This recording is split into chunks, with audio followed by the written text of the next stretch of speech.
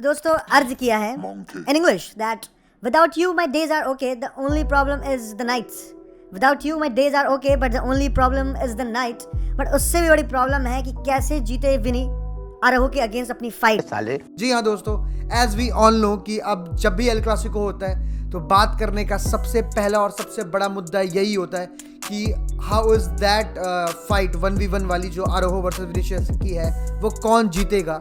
And इस last El Clasico में it was very very clear that Araujo got the better of Vinicius on several occasions और you can say almost every time. मतलब एक switch होता है जो आजावी ने कर रखा है कि आरोहो राइट बैक खेलता है, बट ऐसा बिल्कुल भी नहीं है इन माय ओपिनियन। आरोहो वहाँ खेल रहा होता है या आरोहो वहाँ शिफ्ट हो जाता है जहाँ पर विनीशियस होता है।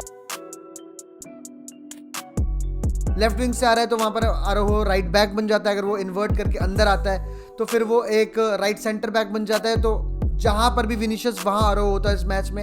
एंड द फिजिकलिटी ऑफ आरोहो जो वो डालता है विनीशियस पे एवरी टाइम, ठीक है, एक वो चीज़ है। और फिर पेस में भी Araujo is probably one of the fastest defender that you will see in La Liga. And yes, Vinicius Junior ने कुछ टाइम्स पे क्रॉसेस डाले एंड लोगों को लगा he got the better of आरोहो, बट ऐसा बिल्कुल भी नहीं था। आरोहो ने वो चीज़ उसे करने दी कि आप विंग पे चले जाओ। एंड उसके साथ communication is very very clear with the keeper कि जब भी ऐसा होगा कि वो लेफ्ट विंग से भागने की कोशिश करेगा and he will not try to cut back in और ड्रिबल पास्ट मी, तो please be ready with the crosses. And वो हर बार आप देखो विनीशियस ने जब भी लेफ्ट विंग से क्रॉसेस डाली है it was simple for ter Stegen to catch it.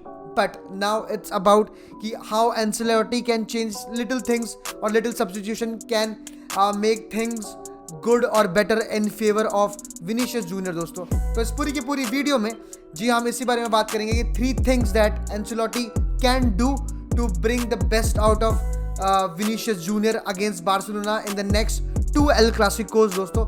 But उससे पहले अगर आप इस चैनल पे नए हो, be it a Real Madrid fan, Barcelona fan और any club fan, entertainment is one thing that is you will surely get. So please subscribe to the channel, like the video, comment your views on Vinicius versus Araujo in your opinion, what Vinicius can do और in your opinion कि कुछ भी कर ले आरोहो तो जीतने वाला है। तो दोस्तों अगर हम पिछले सीज़न की बात करें या इस सीज़न की भी बात करें, जितने भी हमने रियल मैड्रिड ने कमबैक करे हैं उसमें एंसेलोटी की हमेशा एक बहुत बड़ी दाद देने को मिलती है फैंस के द्वारा, बिकॉज इन गेम सब्स्टिट्यूशन और अगर सामने उसका प्लान नहीं चल रहा, टीम कुछ और प्लान लेके आई है, तो जिस तरह से एंसेलोटी अपने गेम प्लान में थोड़े से ट्वीक्स करता है, थोड़े चेंजेस करता है एंड फिर रिजल्ट चेंज होती है, इसके लिए एंसेलोटी को हमेशा लोग तारीफ करते हैं। बट ऐसा हमें देखने को नहीं मिला अगेंस्ट बार्सिलोना। देखो जैसे कि एक सेटअप बना लिया था बार्सिलोना ने कि हम बैक 4 थे और उसके बाद तो उन्होंने पूरा बंक कर लिया था आफ्टर दैट 1-0 लीड कि हम तो इधर ही बैठेंगे, यही हमारा पर्पस होने वाला है।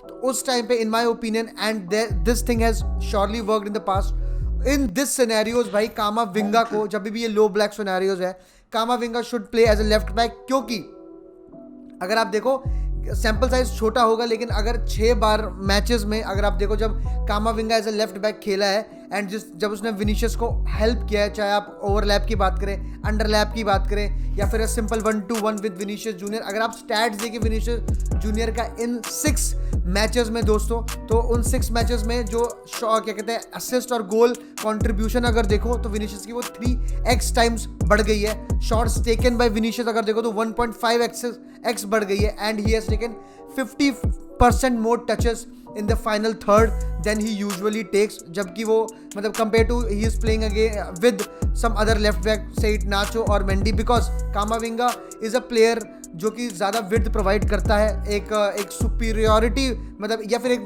अब देखो हमेशा विनीशियस जूनियर जब 2v1 होता है हर ओपोनेंट के अगेंस्ट तो वो 2v2 एक बराबर की डुअल हो जाती है दोस्तों। एंड मतलब और भी काफ़ी चीज़ें हैं जो मतलब एक ऑफेंसिव फुल बैक जब कामाविंगा ऑपरेट करता है तो उससे प्रॉफिट होती है विनीशियस जूनियर को। एंड ये जो 6 गेम का सैंपल है ये चीज़ ये बताता है कि भाई हर एक स्टैट अटैकिंग स्टैट में अगर आप देखो तो वो विनीशियस बढ़िया ही हुआ है जब भी कामाविंगा ऑफेंसिव उसे सपोर्ट देता है। दूसरी बात अगर मैं दोस्तों करूं, दूसरा चेंज जो कि मैं मैच से पहले भी कह रहा था और मैंने अपने प्रेडिक्टेड लाइनअप में भी कही थी, if Rodrygo is 100% fit start Rodrygo, ठीक है। चाहे आप उसको कैम खिला रहे हो, आप down the middle as a supporting striker खिला रहे हो आप बेंजेमा के साथ, या फिर आप राइट विंग पे खिला रहे हो, you need to start Rodrygo because he is the क्या कहते हैं सरप्राइजिंग पैकेज दोस्तों, he is a surprise package, he is a X factor for Real Madrid. अगर आप देखो तो बार्सिलोना की मैच में एक तरफ कुंदे और एक तरफ आरोहो थे और दूसरी तरफ थे अलोंसो और बाल्दे, जो वीकर साइड थी, बट उस वीकर साइड को ना टेस्ट कर पाए हमारे फेदे वेलवार्दे, ना टेस्ट कर पाए हमारे Carvajal. And I don't blame Fede Valverde for it because he is not an out and out right winger, whereas Rodrigo is. He can dribble past Alonso or he can dribble past Balde or even he can try to do that. अगर वो नहीं कर पाता वो अलग बात है, but he can very surely try to do that, जो कि फेदे वेलवार्दे नहीं कर सकता।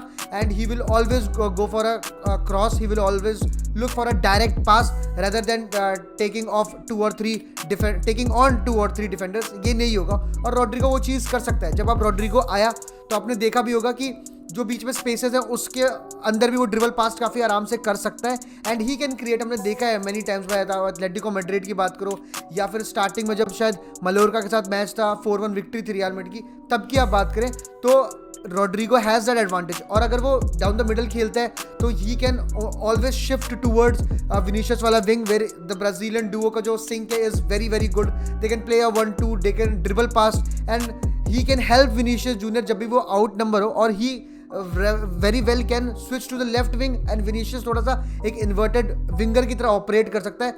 जो सिनेरियोज हमारे बने हुए थे बार्सिलोना के अगेंस्ट, उसके अगेंस्ट ये सोल्यूशन पक्का काम करता है। क्योंकि अगर आप सोच रहे हो कि भाई हम दोनों पेस, आप रोड्रिगो को ले आएंगे जब बार्सिलोना के प्लेयर्स टायर्ड होंगे और फिर हम पेस आउटबर्स्ट कर देंगे, नहीं होगा, क्योंकि वो तो पहले ही लो ब्लॉक बना के भेज देते हैं। आपके पास स्पेस है ही कहाँ भागने की। तो only thing you could do was dribble dribble dribble and यही चीज़ थी जो कि हम नहीं कर पा रहे थे, क्योंकि फेदे वेलवार्दे और कारवाहाल, अगर कारवाल भी आप देखो तो अगर आप ऑफेंसिव कंट्रीब्यूशन की बात करो तो वही है कि वो एक 1-2 पास खेल सकता है फेदे वेलवार्दे के साथ और एक crossing in crossing in crossing, that is it.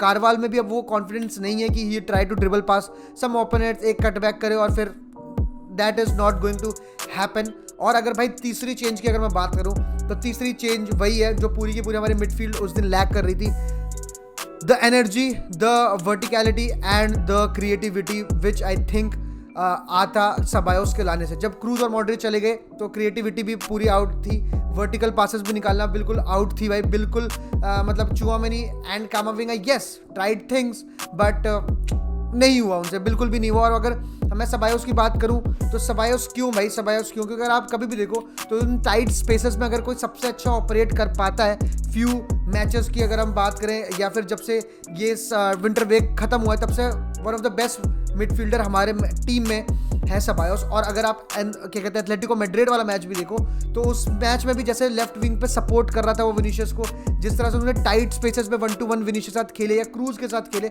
और बॉल मतलब प्रोग्रेसिव रन्स बनाए। अगर हम बात करें विंटर से तो सबसे ज़्यादा प्रोग्रेसिव कैरीज, सबसे ज़्यादा प्रोग्रेसिव रन्स जो हैं वो सबायोस के ही थे। एंड मतलब आप देखो his vision to make that one pass job, the timely pass between the lines is also very very good भाई। वो विनीशियस को इतनी बार उसने इतने प्यारे प्यारे वन टच बॉल निकाले हैं भाई कि मैं आप सबको पता ही है वो सबायोस की वो गेम में अब वो है, जैसे जैसे उसका कॉन्फिडेंस बढ़ा है he is very very good with those through balls, ठीक है। और अगर आप टाइट स्पेसेस में अगर वो बेंजेमा के साथ जो 1-2-1 खेलता है या फिर फॉर से रोड्रिगो के साथ भी वो 1-2-1 खेलता है, दैट इज मतलब that is irreplaceable in the midfield. And जब भी वो लेफ्ट मिड खेलता है he has always provided width to Vinicius Junior. और भाई चाहिए, आप अगला मैच भी आप देखो तो उसमें आपको विनीशियस जूनियर को सपोर्ट करना पड़ेगा, otherwise when Vinicius Junior takes it to his ego he tends to lose ball many times दोस्तों। तो यही कुछ चीज़ें हैं जो मेरे ख्याल से एंसिलोटी को करनी पड़ेगी, थोड़ी सी changes if Barcelona sits back दोस्तों। अगर बार्सिलोना ऐसे पीछे बैठ के खेलेगी और अगर रियल बेटिस या फिर एस्पेनियोल जिसमें भी ऐसे ये बैठ के खेलना होगा उसमें आप कामाविंगो को लेफ्ट बैक खिलाओ, आप रोड्रिगो को जल्दी लेके आओ, या फिर अगर आप रोड्रिगो सब्स्टिट्यूट कर रहे हो तो उसको फ्रीडम दो डाउन द मिडल ऑपरेट करने की दोस्तों, तो चीज़ें काफ़ी बेटर हो सकती हैं। एक एल क्लासिको हो चुका है, उससे आई थिंक ये चीज़ें सीखनी चाहिए एंसिलोटी को और ये थोड़े से चेंजेस करने चाहिए। But let's see what happens. तब तक के लिए हाला मद्रिद इन अलामास। कल रियल बेटिस की वाली भी वीडियो आ जाएगी और रात में वॉच अलॉन्ग तो होगा ही कल। थैंक यू दोस्तों, सी